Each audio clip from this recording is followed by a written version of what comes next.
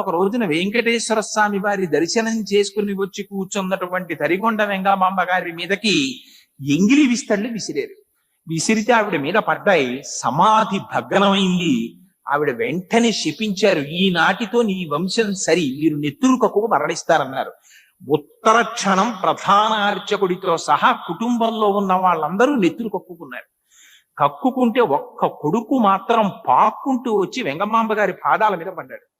పడితే ఆనాడు ఆవిడ అభయం ఇచ్చారు, మీ వంశంలో ఒక్కడు మాత్రం బతుకుతూ ఉంటాడు ఇవాళ నుంచి. అందుకే ఇప్పటికీ తిరుమల దేవాలయంలో ప్రభుత్వం తరపున ఉన్నటువంటి ప్రధాన అర్చకుల కుటుంబంలో ఒక్కడు మాత్రమే బతుకుతూ ఉంటాడు. ఆనాడు తరిగొండ వెంగమాంబ గారు ఇచ్చినటువంటి శాపం ఇవాళకి కూడా తిరుమలలో అలాగే పరిపాలన చేస్తోంది. ఆవిడ రాను రాను ఆవిడ వెంకటాచల